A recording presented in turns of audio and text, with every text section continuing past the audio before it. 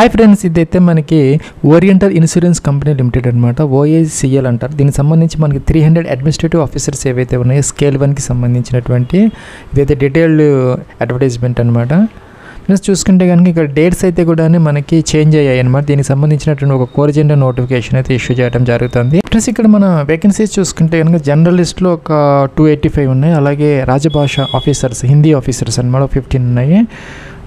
అలాగే మన జర్నలిస్ట్ అన్ని కేటగిరీస్లో వేకెన్సీస్ ఉన్నాయి. యూఆర్లో 123 ఉన్నాయి, ఓబీసీలో 68, ఎస్సీలో 42, ఎస్టీలో 24, ఈడబ్ల్యూఎస్లో 28. అలాగే ఈ యొక్క రాజభాష ఆఫీసర్స్లో కూడా అన్ని కేటగిరీస్లో మనకి వేకెన్సీస్ అనేది అవైలబుల్ అయితే ఉన్నాయి. ప్లస్ ఇంక ఎడ్యుకేషన్ క్వాలిఫికేషన్కి సంబంధించి మనకి కట్ ఆఫ్ డేట్ వచ్చేసరికి 30 నవంబర్ 2020 అంటే 30/11/2025కి మీరు ఏదైతే చూసుకోవాలన్నమాట. ఇది చూసుకుంటే మనకి జర్నలిస్ట్ ఆఫీసర్స్కి సంబంధించి గ్రాడ్యుయేషన్, డిగ్రీ లేదంటే పీజీ, ఎనీ స్ట్రీమ్ అంటే మీరు ఏదైనా డిగ్రీ లేదంటే పీజీ ఉంటే కనుక 60% మార్క్స్తో దీనికి అప్లై అయితే చేసుకోవచ్చు అనమాట. అలాగే ఎస్సీ ఎస్టీ వాళ్ళకి చూసుకుంటే కనుక 55% అనేది సరిపోతుంది అనమాట. జనరల్ క్యాండిడేట్స్కి 60%, ఎస్సీ ఎస్టీ వాళ్ళకి మనకి 55% అనేది సరిపోతుంది అనమాట. అలాగే చూసుకుంటే ఇక్కడ హిందీ రాజభాష ఆఫీసర్స్కి సంబంధించి మాస్టర్స్ డిగ్రీ అయితే కావాలన్నమాట. హిందీ విత్ ఇంగ్లీషు అలాగే 60% అనేది కామన్ అనమాట. ఎస్సీ ఎస్టీ వాళ్ళకైతే 55% అనేది మనకి సరిపోతుంది. అలాగే ఇంగ్లీష్ విత్ హిందీతో చేసినా కూడాను వీళ్ళు దీనికి ఎలిజిబుల్ అయితే అవుతారనమాట, రాజభాష దానికి.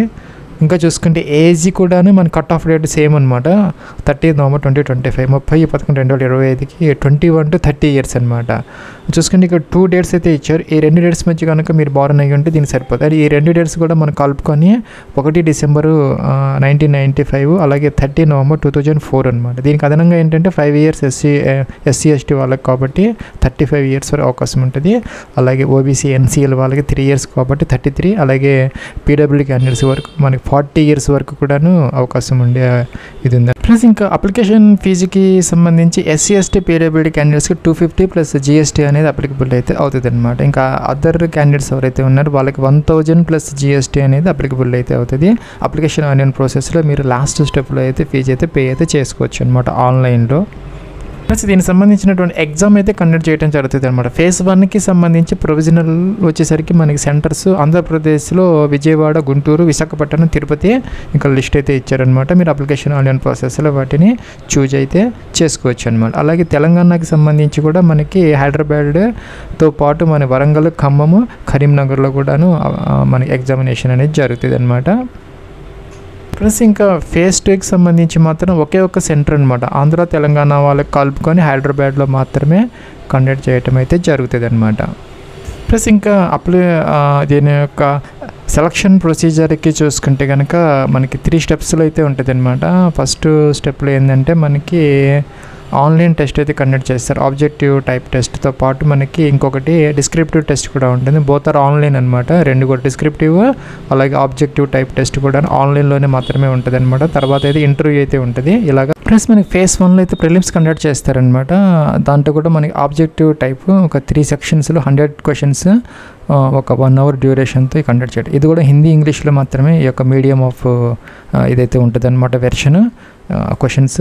ఇక్కడ మనకి ఇంగ్లీష్ లాంగ్వేజ్ 30 మార్క్స్కి, అలా రీజనింగ్ ఏబిలిటీ 35, అలాగే క్వాంటిటేటివ్ యాప్టిట్యూడ్ 35, ఇలాగ 100 మార్క్స్ 60 minutes టైం అనేది ఇవ్వటం అనేది జరుగుతుంది అనమాట. తర్వాత అయితే మనకి మెయిన్స్ ఎగ్జామినేషన్ అనేది ఇక్కడ మనకి కండక్ట్ చేయడం జరుగుతుంది అనమాట. ఇక్కడైతే మన జర్నలిస్టులకి అలాగే హిందీ ఆఫీసర్స్కి ఇదైతే కామన్ అనమాట. ఫేజ్ 1 అనేది కామన్. ఇంకా ఫేజ్ 2 మెయిన్స్ మాత్రం వాళ్ళిద్దరికి సపరేట్గా ఉంటుంది అనమాట స్ట్రక్చర్ అనేది. 3 స్టెప్స్లో అయితే మనకి రిక్రూట్మెంట్ ప్రాసెస్ అయితే జరుగుతుంది అనమాట. ప్లస్ ఈ యొక్క డిస్క్రిప్టివ్ టెస్ట్ అనేది మనకి కంప్యూటర్ మీద టైపింగ్ చేయడం ద్వారా అయితే జరుగుతుంది అనమాట. అది కూడా ఆబ్జెక్టివ్ టెస్ట్ అయిపోయిన తర్వాత ఇమీడియట్గా అయితే ఈ యొక్క టెస్ట్ కూడా మీకు కండక్ట్ చేయడం అయితే ఆన్లైన్లో జరుగుతుంది అనమాట. ఇంకా ఆబ్జెక్టివ్ టెస్ట్కి 2.5 hours టైం అయితే ఇవ్వడం జరుగుతుంది అనమాట. ఫ్రెండ్స్ ఇంకా మీడియం ఆఫ్ ఎగ్జామినేషన్ వచ్చేసరికి హిందీ అలాగే ఇంగ్లీష్లో అయితే మీకు పేపర్ అయితే ఇవ్వడం జరుగుతుంది అనమాట. ఇక్కడ మనకి 5 సెక్షన్స్లో ఈ యొక్క టెస్ట్ అయితే కండక్ట్ చేస్తారు ఆబ్జెక్టివ్ టైప్లో. అది కూడా మనకి ప్రతి సెక్షన్కి ఒక సెపరేటెడ్ టైమింగ్ అనేది ఉంటుంది అనమాట. ఆ టైంలో మనం దాన్ని పూర్తి అయితే చేసుకోవాలన్నమాట. ఇక్కడ చూసుకుంటే టెస్ట్ ఆఫ్ రీజనింగ్కి సంబంధించి 45 క్వశ్చన్స్ 45 మార్క్స్ అనమాట. ఇంకా ఇంగ్లీష్ లాంగ్వేజ్ 40 అలాగే జనరల్ అవేర్నెస్కి 40 అనమాట. 40 మార్క్స్ 40 క్వశ్చన్స్ అనమాట. ఇంకా మన క్వాంటిటేటివ్ యాప్టిట్యూడ్లో కూడా 40 అనమాట. ఇంకా కంప్యూటర్ నాలెడ్జ్ మీద కూడా కొన్ని క్వశ్చన్స్ అయితే ఉంటాయి. 35 క్వశ్చన్స్ 35 మార్క్స్, ఇలాగ 200 క్వశ్చన్స్ 200 మార్క్స్కి 150 మినిట్స్ టైం అయితే ఇవ్వడం జరుగుతుంది అనమాట. ఇది అయిపోయిన తర్వాత ఇమీడియట్గా మీకు ఒక ఎస్సే ఉంటుంది 20 మార్క్స్కి, అలాగే ప్రిసైజ్ రైటింగ్ ఉంటుంది. కంప్యూటర్ మీద టైప్ చేయాలన్నమాట. దానికి ఒక 10 మార్క్స్ ఉంటాయి, టోటల్గా 30 మార్క్స్ అనమాట. ఇక్కడ 2 క్వశ్చన్స్ 30 మార్క్స్. ఇదైతే ఇంగ్లీష్లో మాత్రమే రాయాలి. ఇంగ్లీష్లో మీకు 30 మినిట్స్ టైం అనేది ఇవ్వడం జరుగుతుంది అనమాట. ప్లస్ మన డిస్క్రిప్టివ్ టెస్ట్ అనేది ఓన్లీ క్వాలిఫైయింగ్ నేచర్ అనమాట. అంటే క్వాలిఫైయింగ్ నేచర్ అంటే దాంట్లో వచ్చినటువంటి మార్క్స్ని టోటల్గా మీ యొక్క మెరిట్ని అయితే చూడరనమాట. జస్ట్ ఫర్ క్వాలిఫై అయిపోతే సరిపోతుంది. ఈ యొక్క రిటర్న్ టెస్ట్లో అలాగే ఇంటర్వ్యూలో వచ్చినటువంటి మార్క్స్ ఆధారంగానే మీకు ఫైనల్ సెలెక్షన్ అనేది జరుగుతుంది అనమాట. ఫ్రెండ్స్ మనకి రాంగ్ ఆన్సర్స్కి నెగిటివ్ మార్కింగ్ అనేది ఉంటుంది అనమాట. బోత్ ప్రిలిమ్స్ అండ్ మెయిన్స్కి సంబంధించి 1/4 అంటే 0.25 మార్క్స్ అనేది తీసేయడం జరుగుతుంది అనమాట. సో అయితే మనం దేనికైతే కరెక్ట్ ఆన్సర్ తెలిసి దానికి మాత్రం ఆన్సర్ అయితే చేసుకోవాలి. ఎందుకంటే మనకి నెగిటివ్ మార్కింగ్ ఉన్నది కాబట్టి బోత్ మనకి ప్రిలిమ్స్ అండ్ మెయిన్స్కి మన negative marking penalty for wrong answers అనేది అప్లికబుల్ అయితే అవుతుందని ఇక్కడ క్లియర్గా అయితే మెన్షన్ అయితే చేయడం జరుగుతుంది. ప్లస్ ఇంకా అప్లికేషన్ ఆన్లైన్ ప్రాసెస్కి సంబంధించి ఇక్కడ సిగ్నేచర్, ఫోటోగ్రాఫ్ అప్లోడ్ చేసుకోవాలి. ఇంకా లెఫ్ట్ థంబ్ ఇంప్రెషన్ అలాగే డిక్లరేషన్ అనమాట. ఈ 4 కూడా మనం అప్లోడ్ అయితే చేసుకోవాలన్నమాట. అప్లికేషన్ ఆన్లైన్ ప్రాసెస్కి సంబంధించి ఒక కోర్జెండమ్ నోటిఫికేషన్ అయితే ఇష్యూ చేశారు. యాక్చువల్గా అయితే ఇది మనకి December 1 అయితే స్టార్ట్ అవ్వాలి యాజ్ పర్ ద అడ్వర్టైజ్మెంట్ ప్రకారం.